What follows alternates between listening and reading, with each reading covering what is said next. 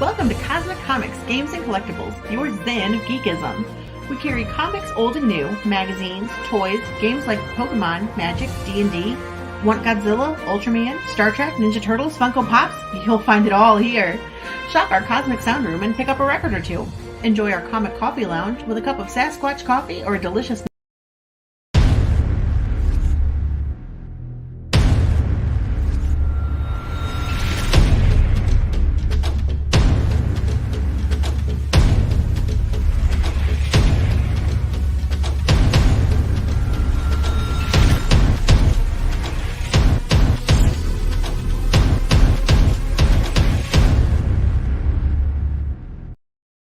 And that is a very sensitive mouse button. I was literally just adjusting the angle of the laptop, and this knuckle stretched out and touched the tip of this mouse and set off an entirely new video stream. So we are, it's kind of a chill stream tonight. It's going to be me, RJ Carter, Senior Managing Editor here at CriticalBlast.com, Chief Envelope Licker at Critical Blast Logistics. And unfortunately for all of you, the face of the Critical Blast Pod Blast that we try to get here with every night. But to class up the joint, we got a real professional podcaster here tonight, as well as somebody who runs a website that gets a hell of a lot more traffic than mine, and I'm going to plumb his secrets someday and figure this one out. Welcome, Mr. Chris Brawley, the Bleeding Fool himself, sir. How are you? Hello, and hail to RJ and the Critical Blast group. How are we doing tonight? Oh, you know what? I'm doing great because I have three of my favorite people in the chat here. We got Robert Roberts, a true regular. I mean, he's the norm to our cheers. So, Robert, yeah, we'll start doing that. And surprise, surprise, we have Mr. Mike Barron popping by to say hello there. Nice, making the Yuletide gay. Oh, well, why not? Everything else has become that way. So. Everybody's getting presents this year. Yes. And my buddy George Peter Gatsis is in the chat. Welcome. We've already got questions. We haven't even had topics yet. We've already got questions. When are you going to launch a SPAC and buy out Critical Blast as a subsidiary internet IP? I think we're working on that right now. It's in the private chat, Robert. I'm sorry. Oh, Mike's shouting at us. Mike mentioned, I see that he's talking about going straight to Mohawk. He made some promises. He sort of just made some off-the-cuff remarks, I think, in another live stream about hair dye and head shaving and Mohawks and all that if this Thin Blue Line campaign hit a certain threshold. And it did. I don't think he expected to have to go to Mohawk, though. Well, the thing about hair is, they say it grows back. It does. I shaved my head 10 years ago. It does not grow back. Not like that. Those roots. Yeah, I mean, like it grows back, but it's like it's the worst mistake I ever made because now I got to do it all the time. You got more than me. It grows up in these sprigs, but and yet, impossible as it may sound. With the little sprigs I've got, when I wear this thing, I still get hat hair. So it's the only time they lay down in 20 different directions.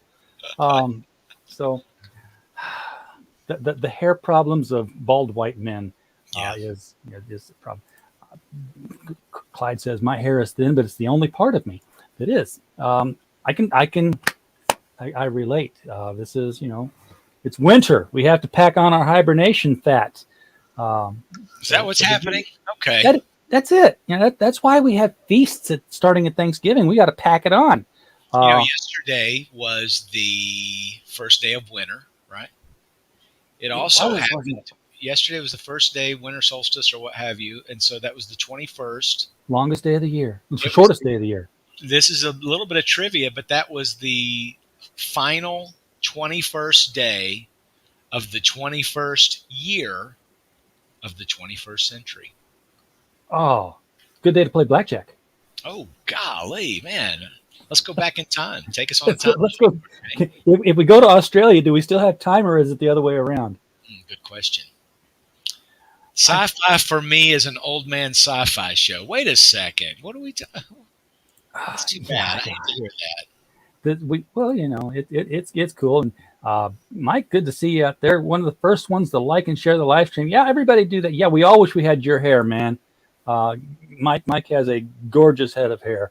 Oh, wow. I bet that requires a lot of product. See, that's one of the things I was talking with my wife the other day.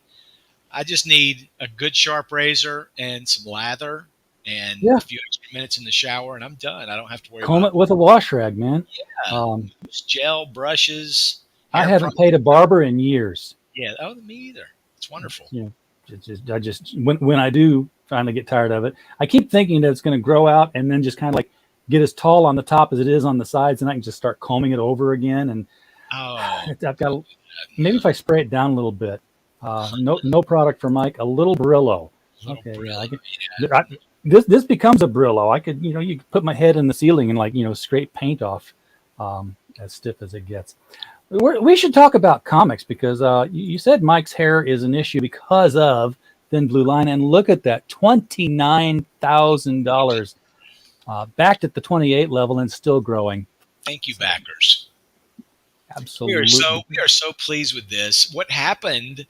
It ended yesterday. The active campaign did. As you know, it's in demand, so people can still back it, which is great because at the very last second, we hit that stretch goal, the $25,000 stretch goal, so people could get that sweet Sergio Cariello cover variant. So I've been sending out secret links. Let me tell you how I figured that out. RJ, is it okay to talk a little inside baseball type stuff? Does your audience care at all about fulfillment, or where do you want to go with this? You know what? Let's do it anyway, and then people who want to know about it can find it. Because I think somebody could do a really good YouTube channel, and it's not going to be me because I don't know all of that stuff. Yeah. But we see all these channels about how to run a campaign, how to start a campaign, and it's like they're 2-hour-long videos. Like, no, make a bunch of 5-minute or less videos. How do I create an add-on? Yes. How do I sort my items? Yes. How do I process my CSV? Just do all those little bitty things that answer Google questions like, how do I? And then you're just going to start getting all this rapid pop traffic. Yeah, you're only going to get like 3 minutes of watching, but it's better than somebody coming in for a 2-hour video, sitting around not finding what they want, so they leave anyway. I've thought about this several times because I watch a lot of guys and gals that are doing videos, and I know that you want to try to hit 10 minutes so that it can be monetized, or there's all these little tricks about it that motivates people. One of the guys that I follow or subscribe to is a guy named John Talks, and he only does political stuff, and they're usually 30 to 45 seconds, and it's just a clip. Wow. I mean, he's got 200 and something thousand followers. All of his videos get massive amounts of views, but they're silly, goofy. But I understand, some people, that is what they do. I watch Eric D. July. All his videos are in that range. I occasionally watch Richard Meyer. He tries to keep it there too. I can't do the 3, 4, 5 hour live streams. I just don't have time, I can put them on if I'm doing something in the house, something else, or around the studio shop, or you name it. But I can't watch it. There's no way I'm going to watch it. But I hear what you're saying. I think because, I had never done crowdfunding before. And I did Florida Man with Mike Barron. And Mike and I became good friends. And it worked out. But there were some tripwires that I almost ran into. And I had reached out to guys like John Malin, who gave me a lot of good advice. And over at Bleeding Fool, we've interviewed, good grief, probably 500 different crowdfunding campaigners. And some of those are repeats, maybe they're doing their second or third project. But we interviewed them on Indie Comic Showcase. And so we asked these questions, and sometimes the questions were pointed to sort of help me figure out how to do it, But other times I just kind of connect with those people later to say, well, what did you do here? What did you do there? And I even called you with this Thin Blue Line because we tried something a little different, which was having a tier that gets unlocked. But you know what I wound up doing? I just wound up making a new tier. You can make a tier at any time in the campaign. You just can't edit it or change it once someone has backed it. You know what I mean? So I could go right now and make an RJ Critical Blast special, right? And if nobody backs that, I can delete it, or I can change it. I can change the wording on it. I can change the price on it. You name it. But as soon as I get one backer on it, I can't touch it. The only thing you can do, the only thing you can do is hide it. You can hide it and duplicate it and do it again. And that's what I did. Actually, it was an accident with Thin Blue Line. So we had this Sergio, Tracks of My Tears. God, he's good. Sergio's cover. If you don't mind scrolling down to it, I've talked about it a few times, so I want it to be on the screen just as I say it, if you don't mind indulging me.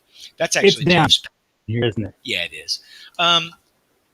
So people wanted it. It's a beautiful cover. It really looks good. And so what I wound up doing was I put up the cover, and I forgot to add shipping. So I'm sitting there. I know. I'm sitting there. Watching orders come in, 3 or 4, not many. And I was noticing the amounts on them, and I'm like, oh gosh, I forgot to add shipping. Have any of these people ordered it from the UK or Australia? Gosh, I hope not, So I hopped out of bed and ran to the computer in my wife's office, which is closer, and and hid it. So I hid that tier, created a new tier, same exact text, everything, same price, but added my shipping, and now people started trickling in through that. Now, for people who had already backed it, Indiegogo, we had this discussion the other day. Indiegogo, 5 years ago, you used to could go in and change your backing level on a project as long as the project was active. They don't do that anymore. Now the only way to change your backing perk is to refund, ask for a refund, process a refund, which you can do at any time without the campaigner's assistance yourself if you go into your contribution section or whatever, as long as the campaign's active and hasn't been locked. But what I decided to do was, why don't I just add a little discounted secret link? You can have secret perks that you send a link out to. And we've done that before for when we were doing Florida Man, we did that for Florida retailers for them to get a special deal. And they can send them the link, and they added maybe $1 or $2 depending on where they're from for shipping. And bam. So what we've had is those people are adding it on. So they're just doing a second backing, if you will. So like somebody because we talked about this the other day. Indiegogo used to allow you to say, hey, here's what you backed. Do you want to add on to it? Do you want to change it? Do you want to increase it? Right. And it doesn't have that anymore. You actually have to do a separate backing to I reached out to Indiegogo. They've still as yet to respond. One person did respond and said, well, I'm going to have to send this up the food chain. And I still haven't heard back, and I don't care anymore. I wish they did. Now, as I understand it, Kickstarter does let you do that. You can tweak your backing tier. Absolutely. It's very upfront and visible. There's no hunting for it. Yeah. Like even when Indiegogo had it, you had to go to not the page of the campaign, but the page of your backing, and then there was a button next to showing what you backed if you wanted to increase it. What's so surprising about this Thin Blue Line winding down the end of the active portion of the campaign? Yesterday was our second biggest day. Our biggest day was our launch day. Yesterday was our second biggest day. I mean, we did something like $3,000 or $4,000 yesterday. We were not at 25,000 yet. When I reached out to you, RJ, we were close, and I was looking at just opening up that cover right there from Sergio, instead of waiting on the 25,000, just thinking, man, I really want to print this cover. Let's just throw it out there and see if anybody wants to do it. But before I could even make the perk, we hit it. But I think because Mike was on a live stream with Ethan and the boys. So that always helps. That combined with the last day of a campaign, they're just always hot days, the first day and the last day. I think something happens where people who have followed the campaign, because you can follow a campaign but not back it, and I think you get this little update that it's about to end. I know I've followed a few campaigns. I don't follow many. I just tend to usually just go ahead and back it. Yep. Pop says that's how it always works. Pops promotes tons of campaigns. He sees it all the time. Yeah. Well, Pops would probably be a good person to have on said YouTube channel. I think what I'm going to do, I've got some things I'm cooking in January. Bandwidth is limited, obviously. I got a lot of pokers in the fire, but I would like to sort of map out what all the steps are. And I've been trying to track that and keep notes because I'm not doing this for any real profit. I mean, I do get a little bit of the take on this project. I got a little bit of the take on the Florida Man, obviously, but I really just wanted to see if I could do it. You know, if I'm going to encourage people to get out and crowdfund, if I'm going to get out as part of Bleeding Fool and support these people crowdfunding, I should be able to do it too. I should be able to speak to it with a little bit of experience. And thanks, Pops, with a little bit of experience and, you know, and see if I could pull it off. And we did. I had a little bit of an advantage, more than a little bit. I mean, Mike Barron is a known commodities, a double Eisner winner, writer, wrote for The Punisher for 5 flipping years. I know he and Jared. He's been getting a lot of mileage online lately out of the Punisher business, hasn't he? Oh my gosh, is that the most horrible looking logo you've ever seen? I mean, yeah, and I get I get that people are saying, oh, it's because the cops wore the logo, which again is going to get more stuff for Mike to talk about on streams because he's doing the thin blue line at just the right time. I kept these fingers down. That was not a white power sign. That was just, just hand gestures. We're getting kicked off YouTube any minute. Oh my gosh. But I figure it's like, how hard must it be to fight for the trademark for it's a skull.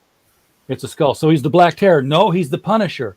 So he's a pirate. No, he's, it has to be a nightmare for the marketing department to keep the Punisher skull. Well, Marvel, let me just say this. Marvel's made a couple of moves in the last couple of days, really, that is really, in my mind, not really putting the consumer first. I know a lot of people, let's take the Punisher incident first and remind me to tell you what the second incident that happened today was. Okay. The Punisher issue, the excuse, I'm hearing multiple excuses. The first excuse is they have never said, oh, this is cop related. This is militia using it related. This is the military. Now, I know that CBR, or was it? Yeah, I believe it was CBR that sort of alluded to it being controversial over the years, the use of it. I don't know that Marvel ever confirmed that. They didn't confirm it with Bleeding Fool. The people that have defended it have said, oh, this is just a temporary story. Maybe that's something to do with Devil's Reign or whatever. Let's just take that on first. I don't care if it's temporary. It's hideous. And the Punisher would never just change his. I mean, the reason he wears that is to put the fear of God into his enemies. Yeah.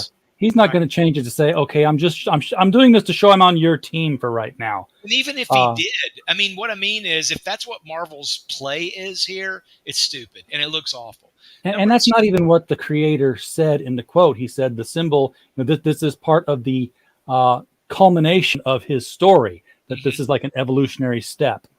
I was like, it looks like a Mandalorian sig, or it looks like an upside down. It looks like an alien, or I mean, it doesn't look fallopian tubes. That's just look like what it was meant to be.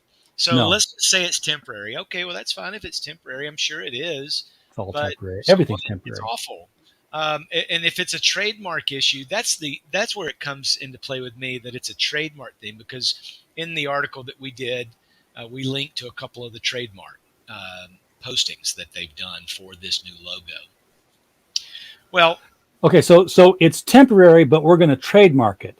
So it's important enough to I'm okay if it's temporary. If it's temporary, that's fine. What I'm getting at is, if you're trademarking it and you're putting it out there, you think it's good.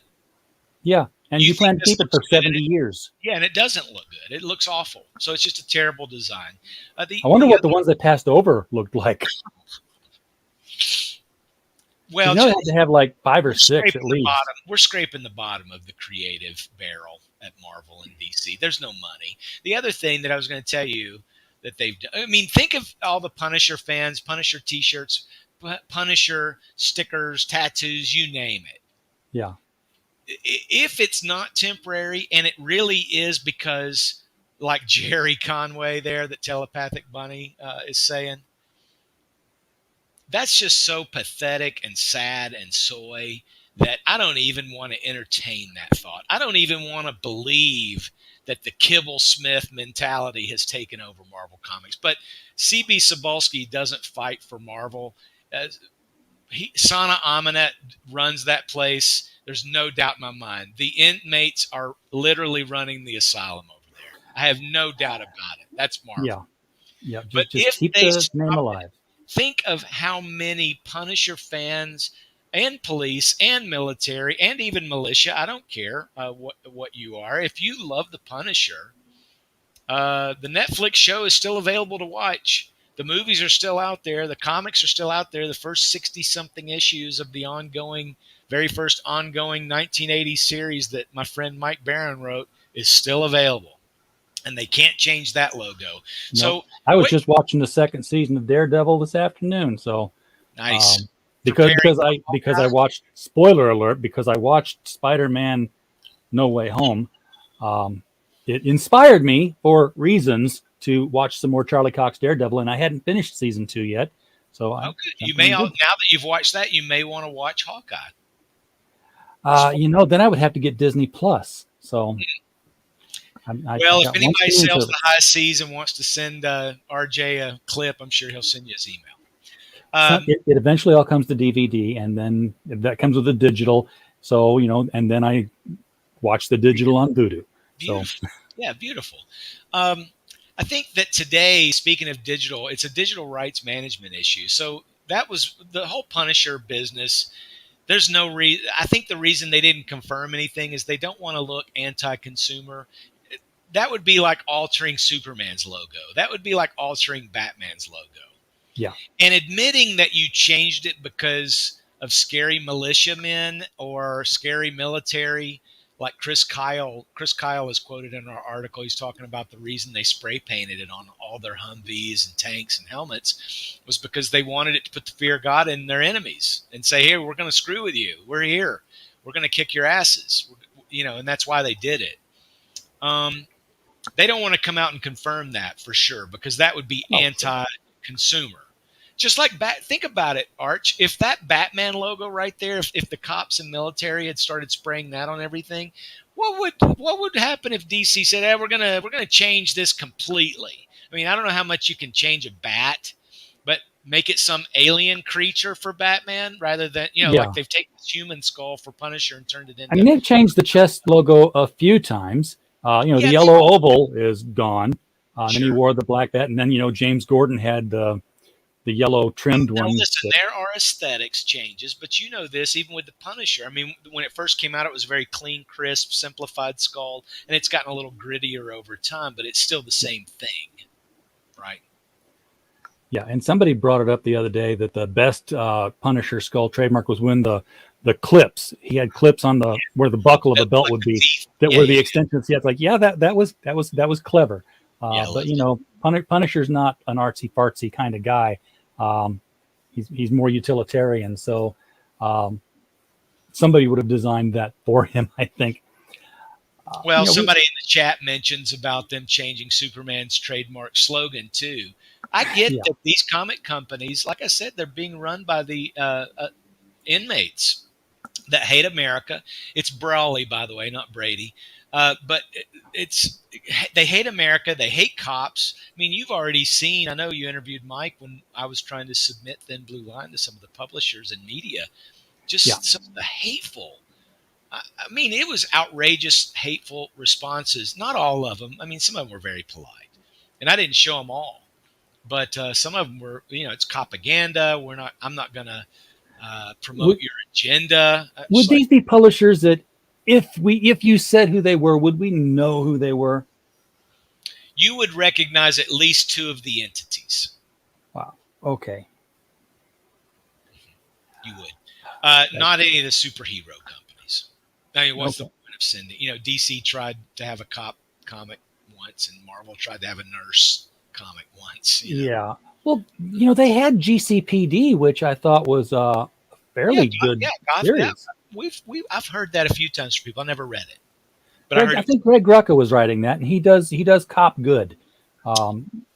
So I had a little issue in a conversation about some folks the other day about Rucka. I was bringing up that Tom Taylor has done his same trick again. Instead of Superman being gay this month, that was last month. This month it's Supergirl. Supergirl's now in a relationship with Wonder Woman. Yeah, we published that yesterday. Oh yeah, that Elseworld thing there.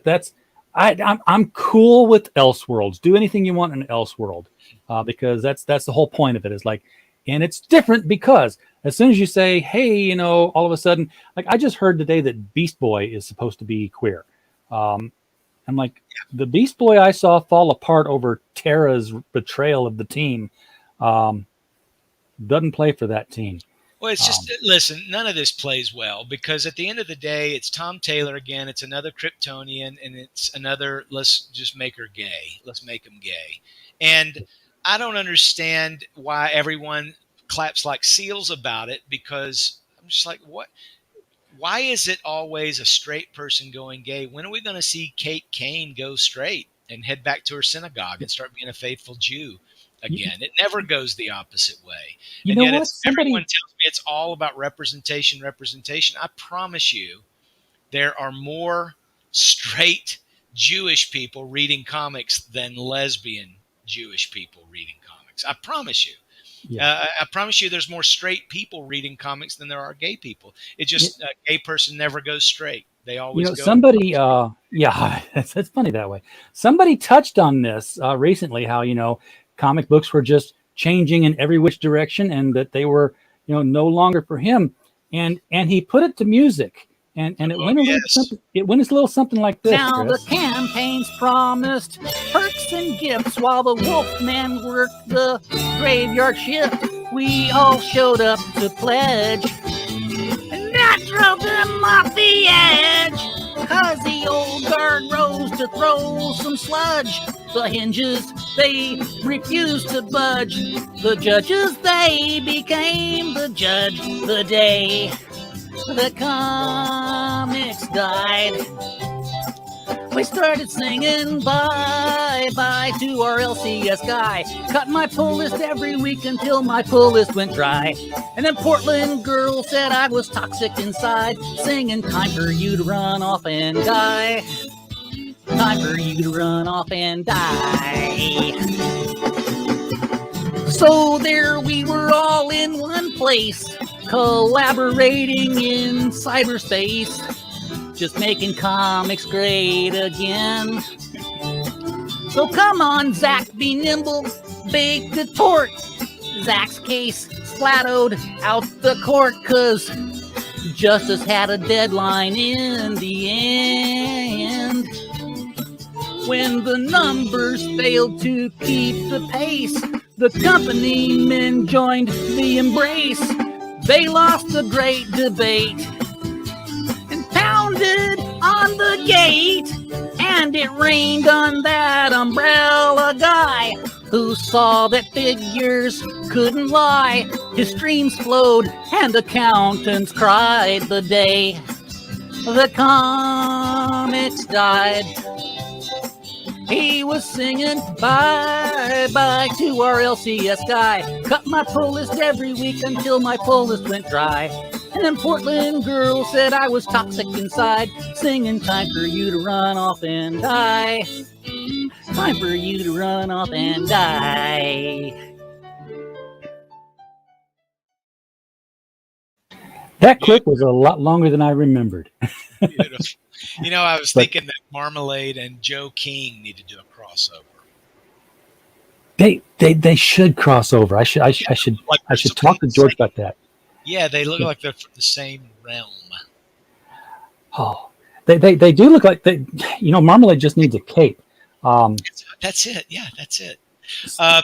I get that that's an Elseworlds. I'm just kind of tired of it because that's what's being promoted. We don't know anything much about the story. We just know they're in a relationship, and that's the story. that. That is the story. Yeah, nobody's reading comics for that. They want action. All these identity politics are just secondary. I think that the pandering is starting to get old, and the single trick is starting to get old. And I saw somebody else in the chat mentioned how a lot of people do go straight for a while and maybe get married for a while. Maybe it works out, maybe it doesn't. Could you imagine them tackling such a story with Batwoman? Meeting Oh, that tickles her fancy, and she says she's going to try it for a while, and maybe yeah. it lasts 2 years, maybe as long as the Catwoman engagement that Batman had with Tom King. But they're not going to do that. And in the meantime, I'm just done. Let me tell you what the second thing Marvel did, and this was today. Yep. They were including these digital codes in their comics so that you buy the physical book, then you could peel off the code, and then you could go to Marvel.com and add it to your library. Now they're not doing that anymore. They've decided that too many people are selling the codes, or they're giving it to other people or whatever. Well, why not? Multiple excuses. I think it's just because it costs more money to print that little peelable thing, right? Probably because what does it hurt? And second of all, what's wrong with it? You own the code when you bought the book. You can do what you want with it. You might own the code, but you don't own the book because those digital rights. Those pesky comic books, like when you put together a digital book and all of a sudden some Me Too claim comes out on one of the writers, and like DC, you have to swap out that digital comic story. And then, they actually took an anthology and altered it digitally. The digital comic. And when the Batawang came out back from the DC Black, digitally, you couldn't get that book that way anymore. They changed it. Yeah, you can't get it physically. They actually had him paint over the original artwork. So. But you could, if you got one of those physical books when it came out, DC can't change that. This is why physical media is the way to go. And if you do like digital, I'm like anybody else. The hard copy can't be altered if it's in my long box. I can tell you that. The digital copy, you can rip your Blu-rays and throw them on your computer tower and get something like Plex. Yep.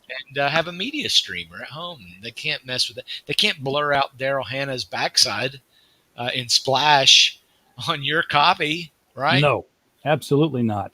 Not that that's important to me. Not that they. Well, no. Who wants to see Daryl Hannah's bare bottom? You've seen one. You've seen them all. Trust me, boys. Well, I'm more along the lines of Ron White. I said, you know how it is. You see one pair of titties, you want to see the rest of them. So yeah. I'm with it. You talked about backing books earlier, and then trying to get into. Do you back a lot of online campaigns? I do. It's one thing to support them and give them a signal boost over on Bleeding Fool or on the tweet, but I think if you click on my name on the Indiegogo, you can see the stuff I've contributed to. This is true. I wouldn't do that to you, but I know you wouldn't. I'm actually kind of peeking over there right now at what I have backed recently. I don't do many. I hate to say it, but I actually wind up getting a lot of stuff just sent to me. Oh well, sure. I wish I had that problem, but I don't. I actually do a lot of backing. I've been getting mail lately. I got Joe Catapano's Star Recruit. I'll tell you the last two things that I backed, or last three things. I backed the Veil Walker #1. I backed Black and White Volume 2 from Art T. Bear. I backed Only Death Can Save Us #2. That looks like a good one. Yeah, it does. And I backed this book from a guy I've never heard of called Northern Blood. He's doing a black and white graphic novel. It's sort of a Viking zombie thing. And man, you guys got to get over there to it. It's on Indiegogo. It's called Northern Blood. It's from a guy named Jason Mikalski. I was on a live stream. A bunch of folks of us were on a live stream. I was looking at it. It's black and white, but man, the artwork is phenomenal. And dude, anybody watching, the trade paperback is only $12. That's a great price for any trade paperback. That includes either that or the variant cover. And it's just great. I think it's Nazis in the snow, that come up on a Viking, a bunch of Viking zombies. I mean, you got to check it out. Again, it's called Northern Blood. They have hit their campaign. There's only like 8 days left. They had a pretty low goal, and that's the thing that shocked me, and it has shocked me the whole time with some of these campaigns is how low some of these campaigns set their goals. They're learning well because initially it's like they'd set it for a profit. I'd like to make this much. This will make $1 million. So they set it high, and then they learned that it doesn't. But a lot of them are setting them too low. I think they're like, hey, go for that 500 because we're going to make it anyway. No, you won't. There's a very good chance you'll end up spending the money and not have it. It's hard to make a comic book for $500. Yeah. And I'll tell you what, we're going to talk tomorrow. I'm going to have George Peter Gatsis on the channel. We're just going to have another chat like this. And I went over about 2 weeks ago all the different Indiegogos I had backed and which ones I hadn't got yet and which ones were like really super late. We've got a lot of people talking about that because there's this discussion about, all these late Indiegogo books, and they lump Indiegogo in as Comicsgate. Like, I got a bunch in my Kickstarter that they haven't fulfilled either. So it's not like, Kickstarter is the thing. Telepathic Bunny found your Northern Blood book. Great job. That's it. Northern Blood. Yeah. Check that out, guys. Thank you, T Bunny. That's a super cheap one, and it's worth checking out. I've had some in my. I'll tell you the last one I did, and I hate to admit it because it's more of a mainstream on Kickstarter, but Mark Silvestri just did an omnibus of his Cyberforce run. Oh. He had an early price on it with a slipcase hardcover for $40. Wow, that's for an omnibus of. I don't know how big that went, but it went a while. It was a 30-year anniversary for this project, and it's he raised $187,000 though. Wow, good deal. Buy a house. Go buy a house and have people get mad at you for it. But here's the thing. Hopefully he'll fulfill. Hopefully he won't be late. I enjoyed the heck out of that discussion you guys had about fulfillment. And I know that you caught a little bit of flack. I know you triggered the Hut over something else, Yeah. And I know that there's people in the chat that don't like some of the Comicsgate guys. I know the old it's been a couple of years now, but the whole war campaign and Preston Poulter stuff kind of put people off. And it's had its bumps in the road. But I mean, it's not a legitimate community activism group, like a Tea Party group or something like that. It's just a bunch of creators and like-minded people that are just sick of the Tom Taylors and Kibble Smiths of the comic book industry that just don't care about customers. The people in Comicsgate, at least the ones that I'm dealing with on the whole, there's always outliers, but they just want to make good comics. They just want to have fun. And they've realized, this is what I think is so awesome about crowdfunding, is you don't need to get a publishing deal. You can write it, you can conceive it, write it, or hire people to write your idea. You can hire people to draw it out for you. I mean, you got to pay the money. Yeah. Or you can team up with other like-minded people that just want to say, let's just make this happen. And let's see how much money we can make. So then you launch it on Kickstarter or Indiegogo or Zoop or wherever, and then you try to raise the money. But the thing is, I think that just like the Bible says in Proverbs, you have to count the cost first before you do anything.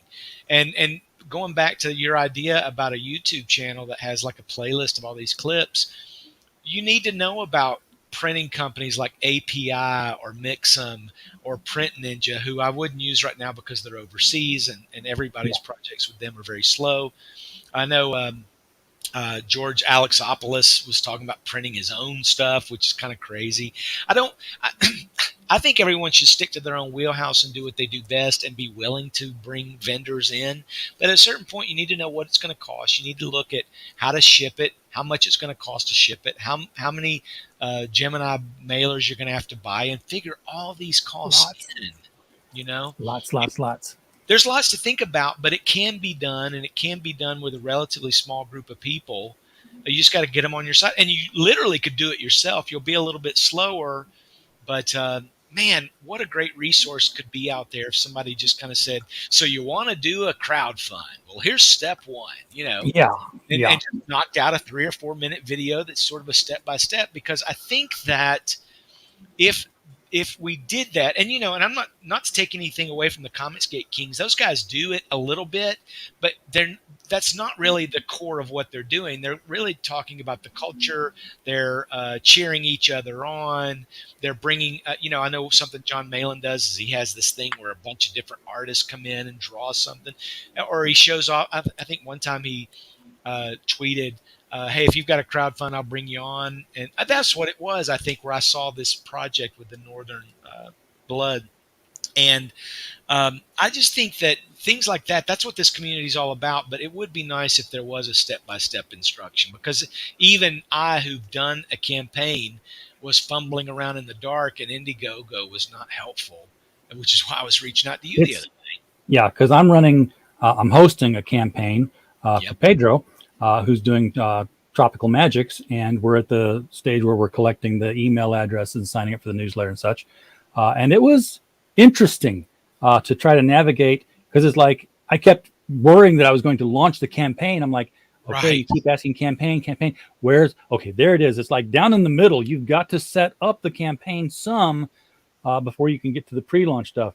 Well, and then there's things like Kickstarter does this too. You have to submit the project for approval, and then you're kind of in limbo until they do. And so your question is, well, does that mean as soon as they approve it, they're going to launch it, or do I have the ability to hold it after they've, you know what I mean? There could be a little. It would be nice if someone was guiding creators through that process, because as Marvel and DC and some of the other publishers continue to sort of downgrade, devolve, eat themselves, unionize, whatever it is that's screwing with the output and making it not as creative and fun as it used to be, independent creators need to up their game. And you've got guys like Tenaple, Van Sciver, Ernst, Lim, Malin, and on and on and on. And I don't care if those guys get along or not, but they put out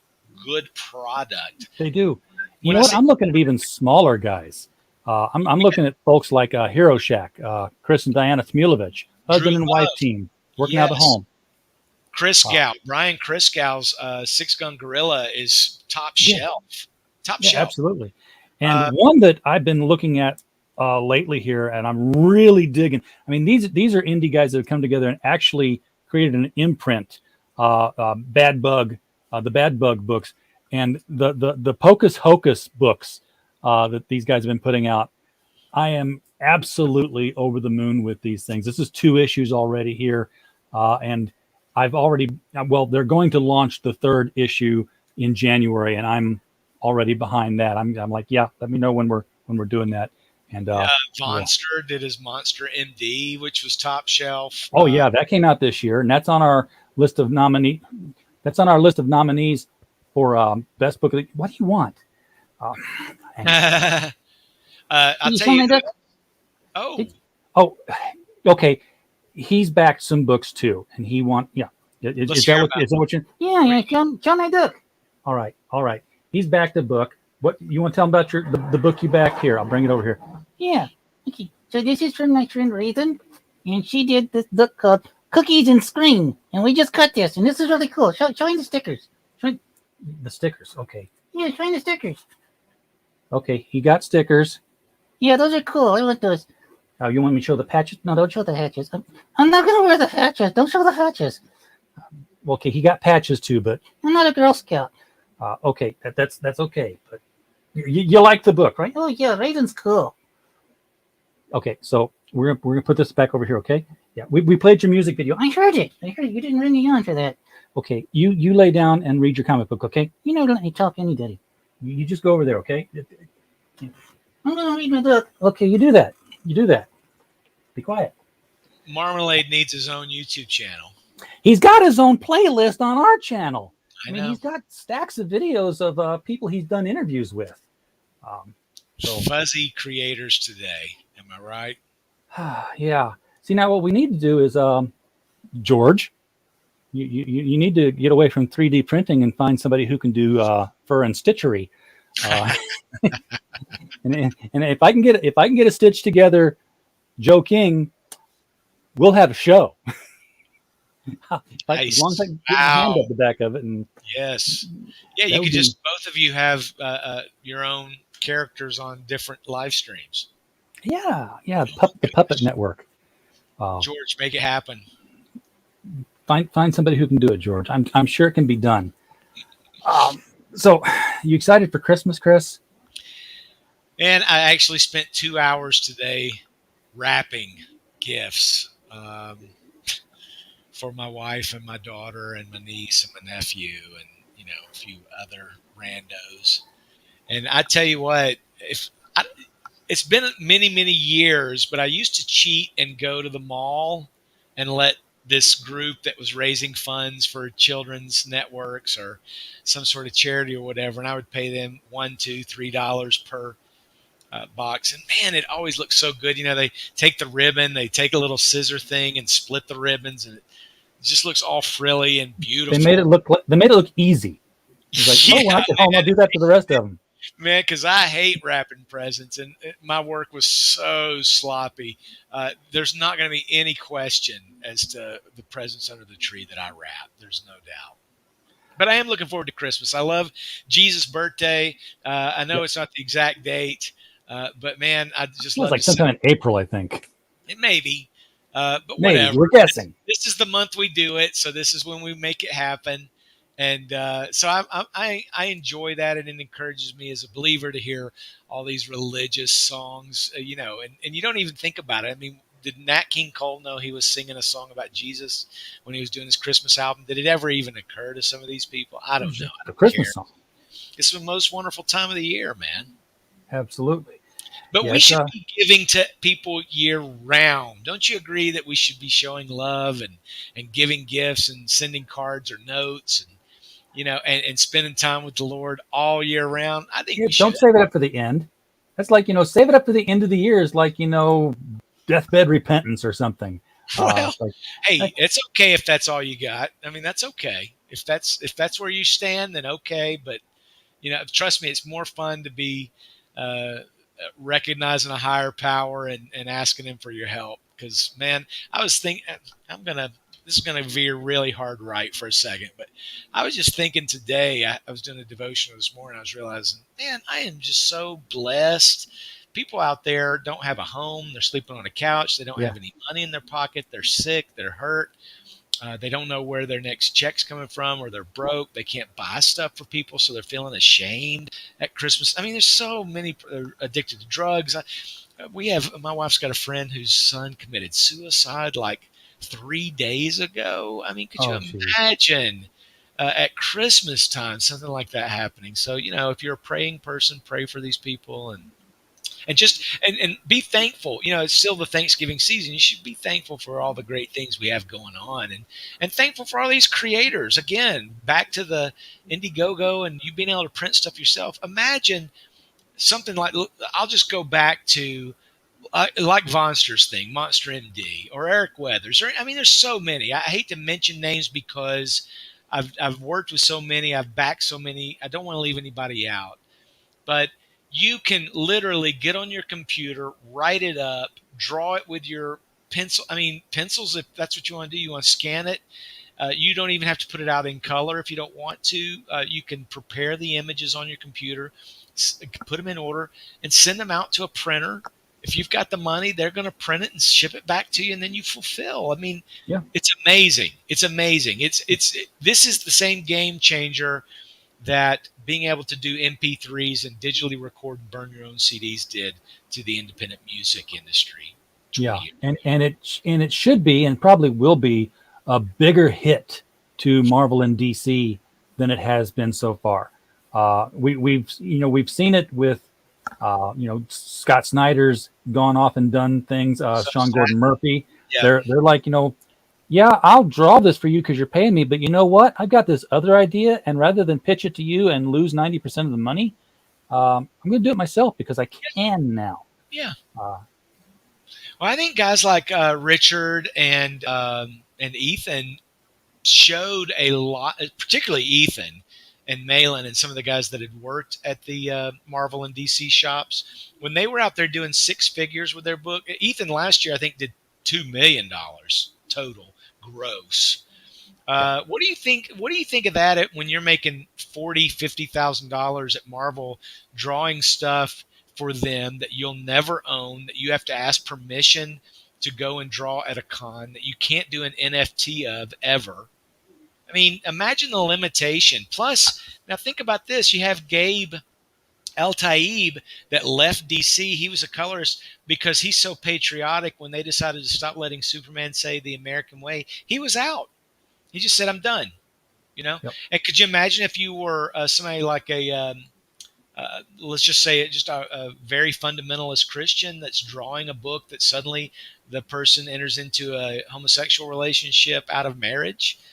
You may say, you know what, I can't do this. I can't do this because it contradicts my faith. I'm a conservative or whatever, right? There could be anything.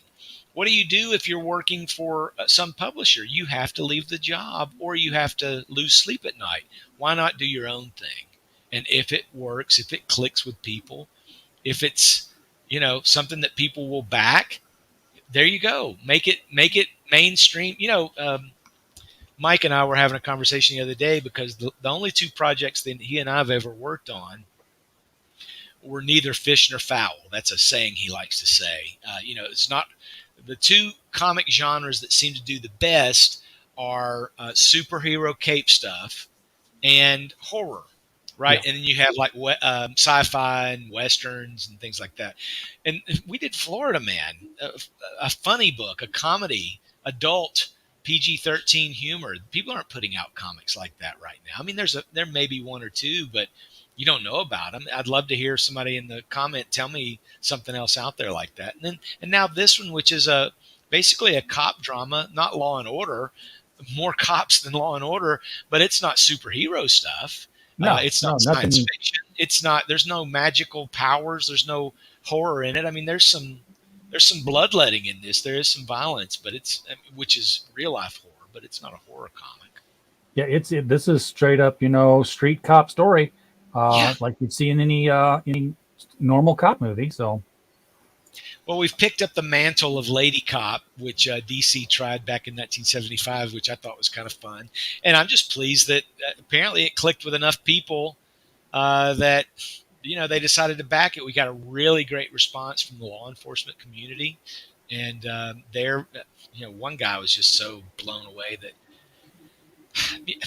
Mike Barron's got a reputation. He did The Punisher. Yes, The Punisher has been popular with law enforcement. For good or bad reasons. But, they love Mike Barron. And once they found out he was doing this and expressing his love for law enforcement, his respect for them, it really clicked with a few of them. We had a lot of them reach out to us and just say, man, thank you for doing this. Yeah. And you guys got a nice write-up in like the, I don't know, what's Policeman's Trade magazine or something. Law Enforcement Today. Yeah. Law Enforcement Today, the National Police Association did a beautiful interview with Mike that got a lot of traction. And some conservative websites, Front Page Magazine, Just the News, Christian Toto. A lot of people did some write-ups because, and of course our friends over at Critical Blast, Bounding Into Comics, Splintering, Mike's Cosmic Book News. A lot of the people, we lean right, and I don't mind saying that because CBR is not afraid to tell you they lean left. Newsarama is certainly not afraid. Matter of fact, I put out a press release. I'm going to say this now that nothing happened from it, but I put out a press release about woke comics, and the editor-in-chief of Newsarama called me. I didn't answer it at first because, I'm like most red-blooded Americans. If I see a number I don't recognize on my mobile phone, I don't answer it. That's what voicemail is for. And so I didn't answer it. And I mean, within 30 seconds, the same number from New Jersey's calling me back, and it's the editor-in-chief, and he's asking me about this press release and wants to do an interview with Mike and asked me if he can ask Mike hard questions and all this stuff. And I said, of course. I hooked him up, and here we are 4.5 weeks later, no interview. Because Mike's very good at presenting his ideas, his philosophies, and I'll tell you what, we went through the script yesterday before we turned it into the letterer, a guy named Warren Montgomery, who's lickety split quick. He's so good. And I was just marveling at how great this story. It's a one and done. I mean, you could continue this story if you wanted to, but Thin Blue Line, man, is such a tight story. It is entertaining. It is emotional drama. It doesn't make the cops look like Mary Sue's for sure. But man, it just ends. It's poignant. It's a thrill ride. And I hope that if you haven't backed it yet, I hope you will go over to Thin Blue. Get it while you can. I did it. I can't wait to read it. It's coming in May. So just because the campaign's over doesn't mean don't expect it's like, okay, it's ready to buy, I'll get it now. Still got some ways to go. So well, I'll tell you, we just put out on the Facebook page at Thin Blue Line Comic and at the Thin Blue Line CMX Twitter account that you're limited to how long a Twitter handle can be. But we just put out a 1-minute video today of the colorist. Ixan Ansari is already coloring the pages. All the artwork's done. The whole thing's ready. It's just a matter of getting it colored and getting it lettered. So I've sent the lettering's being done concurrently while the coloring's being done. So the lettering's all going to be on one layer. We can just lay it over the colored pages. You might get done early. I want to. As a matter of fact, I really want to actually be shipping in March or at the very latest April. But we did tell people May. We plan to abide by that, particularly after we got our legs swept out from under us with Florida Man. Which your schedule was all wonky on Florida Man because Well, I'll say it. The artist screwed us. The artist flat out screwed us. The artist was doing things that he shouldn't have, and he was terrible to work with. He was a pain in my ass. And we wound up having to cut him off the book and get it finished by somebody else. But we got it done. The book looks good. It's gotten good reviews. Everyone's happy. And here's what's neat is I put Indiegogo, if you'll send them a message after you've closed down your campaign, you can turn it back on in demand mode. And I thought, well, let's just try in demand mode with Florida Man while Thin Blue Line's going. Man, we've probably sold a dozen or more copies of Florida Man just because people will go, well, who the heck is Chris Brawley? Who is this guy that's running Thin Blue Line? I thought this was Mike Barron or whatever, on Indiegogo. So they click my name. I'm guessing they are, and finding out that I've also got the Florida Man under my name, and it's in which demand. Is also Mike Barron's name, and they'll. Yeah. Well, Mike Barron's done comedy? Are you kidding? I've never... Comedy, drama, superheroes, crazy people like the Badger. Mike can do it all. Mike is very versatile. He's very versatile. Yeah, he is. Got a question in the chat. Mike Walters, who, by the way, runs the Mike Stand show, which will be kicking off here in just a few minutes. Nice. Every Friday night, he... every night he's doing the niche news, going through things. In fact, I'm sure he's probably stopped at Bleeding Fool every now and then and gone over some of your stories. Thanks. And then Friday nights, he pulls up Golden Age comics, and he's been going through them in chronological order, hitting some of the highlights. And lately, been reading about characters Black X and Clock, also known as Captain Napkin Face, because that's his costume. How do you think Black X and Clock celebrate Christmas? Well, Black X... just a spy buster, so we don't know what his religion is, but they were all written by a bunch of Jewish creators, and so maybe not. The Clock, obviously, what he would do is just find a department store that's run by the mob and rob the toy department and then give it to poor kids on the street, because that was his thing. He liked to take the money from the crooks and then go and give it to charity. I don't know why he called himself the Clock. All he did was pull out a napkin from his pocket that was black and tuck it up in his hat, and it just covered his face. And the breeze never blew it up or anything. So they were only stretching. They were only beginning to stretch their imaginations back then, my friend.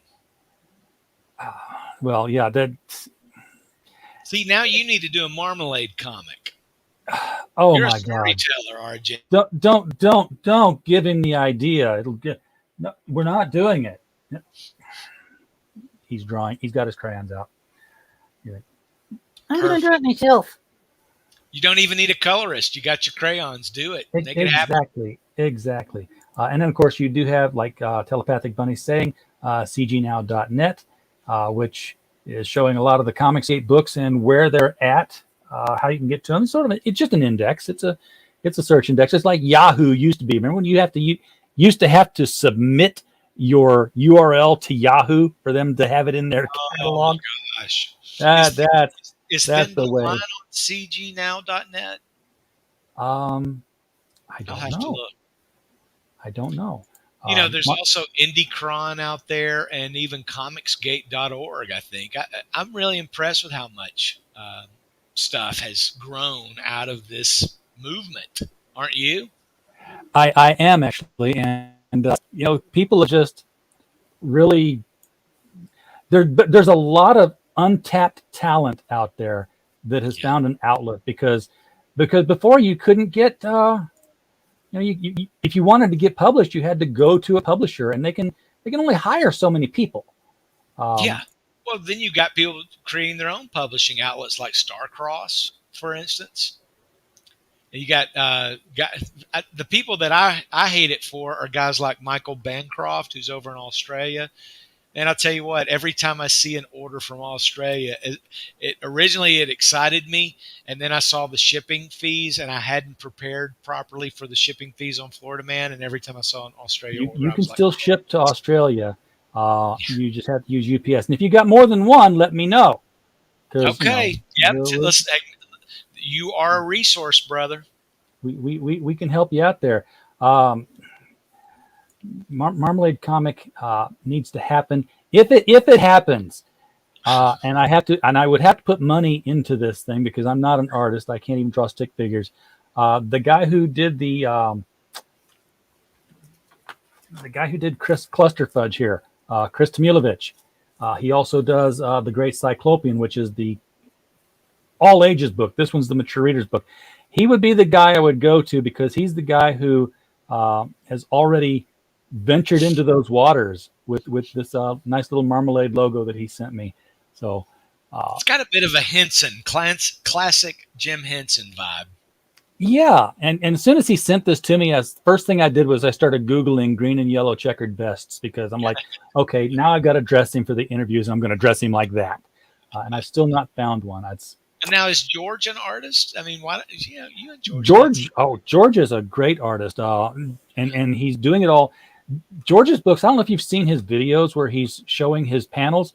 He does not draw the standard way. He's rendering those pages as raster objects, which means he could take any one of those panels and project it onto a skyscraper and not lose any resolution.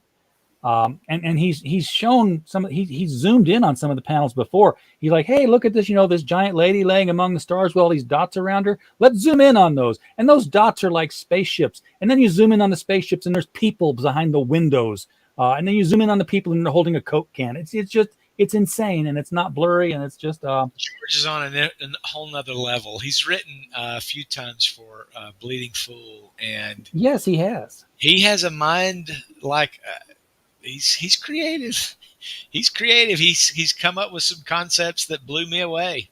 Hey, when I first came up with the idea for the logistics program, I got him on the phone because I can do that, and talked with him. I said, hey, do you think this will work? He's like, well, for RJ, you first of all, you're thinking too small. Like, right? He's like, yeah, you. I was like, so it's not going to work. He's like, no, it's just that you can also do this and you can do that, and you're missing the big picture here. He's an idea man. Yeah, he's an idea man. Yeah, well, he's more than an idea man. He knows how to make it work. So yeah, that's true. But don't sell yourself short. It was you that turned me on to Pirate Ship. I love Pirate Ship. Love them.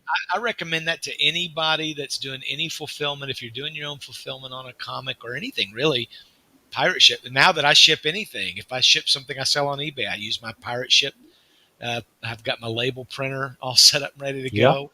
Yep. I was listening to Comics Gator today that was talking about the fact that he wasn't providing tracking numbers for all I the was about to mention your boy put that on his video today. I can't believe that. How I was you like, not? It's automatic. Me? Why would you not do that? He goes, I get a dozen or so people that say they never got theirs. And I'm like, I didn't get, we had one person out of like 700 and something backers that didn't get theirs, and it got returned to me. It was going to someplace in Brazil. And so I said, well, we'll reship it for another $22 or whatever, but I'm not going to do that again. Yeah. We put tracking on everything. Well, pirate shipping automatically does it for you, even if you're doing media mail. I don't understand why you wouldn't, but I don't know. You have to go out of your way to not. Yeah, I think he's doing it the wrong way. I recommend you can be ahead of the curve of one of the biggest Comics Gate backers if you use Pirate Ship. Yeah, absolutely. And you don't even have to be CG to use Comics. We do that, and then after I've shipped, we're not done. Just because it's out the door, it's not done. I sit there and I'm like, obsessing over this. Like, okay, it's been a day. It better be in Memphis. Okay, it's in Fayetteville. It'll be in Memphis tomorrow. And then it's in Memphis. And for some reason, media mail goes through a teleporter and gets to Florida like that. Yes. I don't know why. But then it takes the rest of the week to get anywhere else in the country. But when it's all done, I download that and I go back to the creator. It's like, here you go, 100% fulfillment. Everything got there. And here's the proof. So I can't praise them enough. I cannot praise Pirate Ship enough. You get a discount on shipping for one. And now you get UPS. Now you can get UPS. Before you couldn't. They also tell you, hey, the U.S. Post Office is about to lower their rates or raise their rates so that you can sort of plan if you're doing a bunch of shipping. And it tracks it all the way to the person's doorstep. Even overseas, what happens is, I don't know if your listeners care about this. I'll say it real quick. I can only hang out for a few more minutes, but yeah, I got to jump over to the matriarchy too. You ship it to a domestic location, even if it's overseas, and then they bundle it up and ship it overseas, and it still gets tracked. And if you've got the email of the person, which you should have if they came through Kickstarter or Indiegogo, they will be emailed the tracking number automatically as part of the Pirate Ship portal. You don't pay anything for Pirate Ship. They somehow make a small percentage off what they're charging you, and they're charging you less than retail for the shipping. If you're not using them or somebody just like them, you are spending money that you don't have to. Yeah. Because I guess what I don't have a monthly subscription to pirateship.com. It's you just log in and you use it. And I've got an account. I don't pay anything for that service. And 99.5% of everything I ship is media. But it so happened, and there came a day when RJ had to ship something priority mail. And I was like, okay, it's going to be priority because it doesn't qualify for media. Not only did it ship the priority mail, but it shipped at a discount. I was like, I know what the priority. I'm shipping cheaper than what it would have cost me to go downtown to the post office and ship priority mail. Why would you not use Pirate Ship? It's crazy. It just listen, it was an excellent find. I want everybody to find out about it that's out there doing their own books. They need to do it. And as far as Niobe goes, we did cover Niobe back in June. Next project, if anybody out in your audience wants to get some coverage on Bleeding Fool, send an email with a link to where we can buy your book. If it's an Indiegogo, if it's Kickstarter, if it's Zoop, if it's your own website, if it's an Amazon thing, whatever. Yeah. Just send an email to contact@bleedingfool.com and say, hey, man, I'd love some coverage for my project. I'd love a signal boost. We don't charge for that. We try to plug at least 3 a week, and there have been plenty. And I saw that note from Niobe. I think the last time we covered Niobe was probably last June. And when I say last, I mean 2020. I dropped the link. Yeah, he's in Antarctic Press's Exciting Comics this month.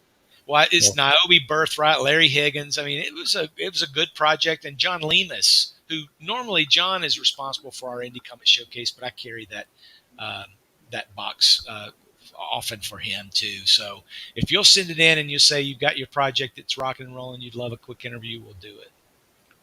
Yeah. I'm speaking of books you can get now. I'm waiting, and I know that the king of comic book fulfillment is Peter Simeti.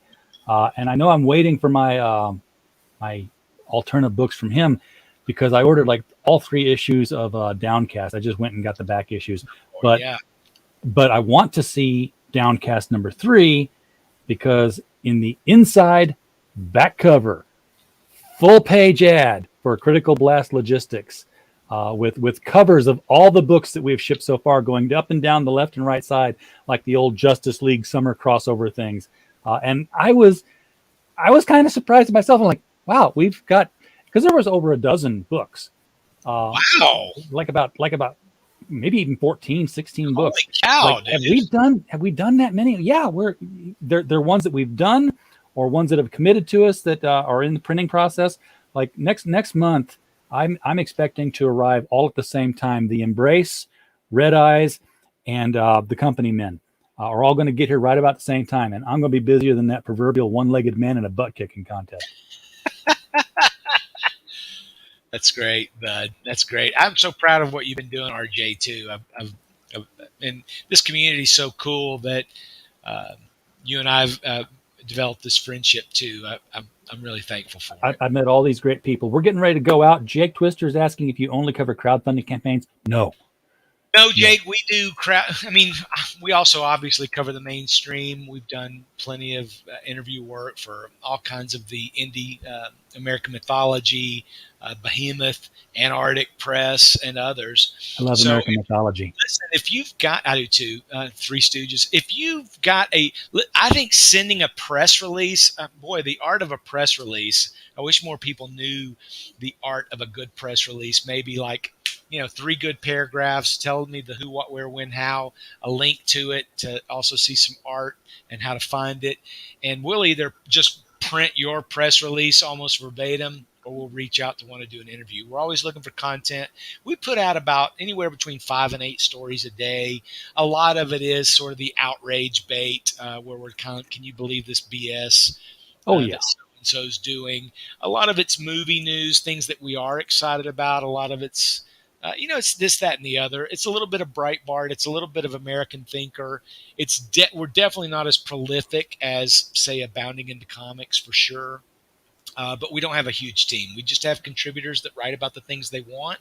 And, and we try to blow up and signal boost some indie creators, because we're pleased with it. And we love this medium, and we love this community. Yeah. It's one, if you love it, you really love it. If you hate it, you hate it because you love it. Or you really hate it. Yeah. And like, I always say nobody hates comics more than people who love comics. That's perfect, man. That is perfect. That's true. And guys like Peter Simeti, you got to support those guys. Yeah, absolutely. I try to at every chance. I've if every LCS shop that I end up moving toward, when I go in and say, "Hey, I'm the new guy," get your alternative, get American mythology. We have the folks who do the starring Sonia Devereaux. If you haven't read that series from American mythology, you need to. If you like the Three Stooges, the Frame Brothers did that. Right, and that's creator owned. Absolutely. Yeah, that's good stuff. All right. Chris, thanks so much for hanging out with us tonight here. I'm getting ready to jump over to Matt Reese's channel. Yes. The Matriarchy. I hope everybody has an awesome Christmas, Happy New Year, Yuletide that's gay, and let's chat again soon, man. I'm going to be checking in with you before I start fulfillment, because I'm probably going to need you to help me crunch some data again soon. I hope you don't mind. You know what? I've been crunching data because I've been fulfilling in Contessa #2 for Rich Parada. Oh, yes. Okay, good. And I can't believe that Indiegogo will let you buy a book and not tell them any shipping information at all. So I've got a small stack of people with no address. I'm like, how did you get in here? Incredible. What platform is that?